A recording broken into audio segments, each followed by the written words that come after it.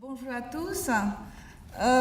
Malgré mes titres, je suis toujours professeure de français depuis 26 ans. Donc je vis tous les jours les soucis et les joies du métier. L'enseignement du français et en français dans la région, ça se porte bien ou non, ça dépend vraiment des pays. Par exemple, le nombre d'apprenants de français semble être stable. Au Vanuatu, il y a un statut spécial, ou au Laos encore, parce qu'il y a le français comme langue vivante. Ce nombre augmente légèrement en Chine ou en Thaïlande, mais diminue progressivement au Cambodge, au Vietnam et catastrophiquement en République de Corée, selon les chiffres donnés par notre collègue hier. Pourquoi cette situation? Tout le monde sait pourquoi. Il y a d'abord la mondialisation avec le rôle renforcé de l'anglais. Il y a aussi un choix politique linguistique dans le pays. Par exemple, le Vietnam est entré dans l'ASEAN et donc il y a un grand projet national de langue étrangère qui favorise beaucoup l'anglais parce que c'est la langue commune de la communauté de l'ASEAN. Il y a aussi à côté de cela le choix des parents. Ils veulent envoyer leurs enfants dans des pays anglophones ou francophones ou même vers le Japon ou vers la Chine. C'est le choix des parents. Et il y a encore au niveau universitaire des crises d'emploi francophones parce que même les entreprises francophones, françaises ou belges, recrutent en anglais. C'est une réalité à laquelle nous devons faire face. Et donc, qu'est-ce que nous devons faire? À mon avis, il est temps de réagir ensemble pour adopter des stratégies ou des plans d'action adaptés à cette situation.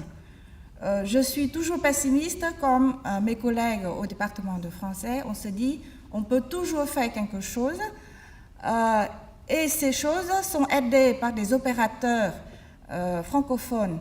Par exemple, l'AUF, l'Agence universitaire de la francophonie, cette agence a adopté des stratégies 2017-2021. Je vais citer quelques stratégies principales qui peuvent vous intéresser.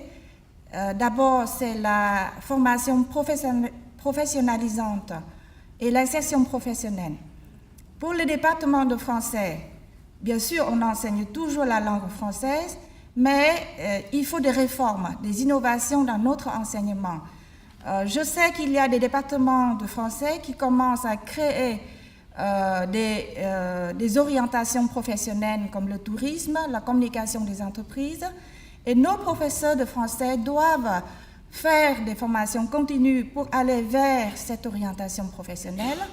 Donc, il y a aussi l'insertion professionnelle qui demande plus d'attention, plus d'investissement de la part des professeurs dans le stage des étudiants, dans le suivi du succès de nos étudiants après la sortie de l'université.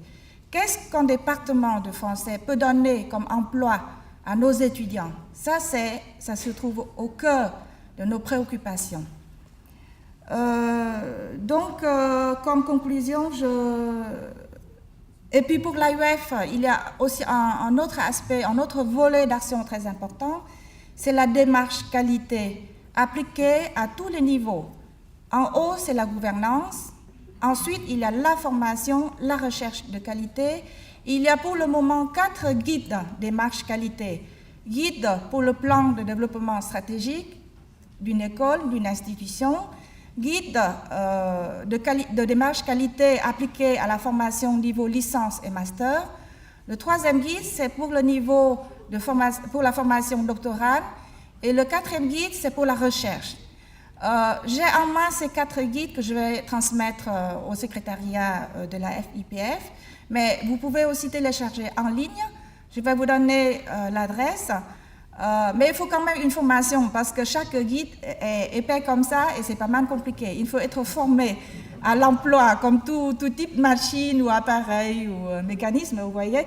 Mais une fois que vous êtes bien formé à utiliser ces guides, je crois qu'on peut maintenir la qualité dans nos filières universitaires francophones à tous les niveaux et cela va être prometteur pour nos étudiants et nos élèves. Ensemble, il nous faut créer une bonne écologie linguistique pour le français, depuis l'école primaire ou l'école maternelle. Imaginons, nous pouvons offrir à nos enfants un bon enseignement de langue au niveau primaire, secondaire et ensuite au niveau universitaire. Il y a aussi un enseignant d'excellence, de qualité, même accrédité au niveau régional ou international.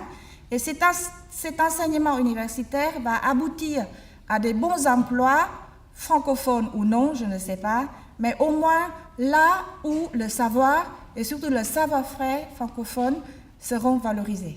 Merci beaucoup.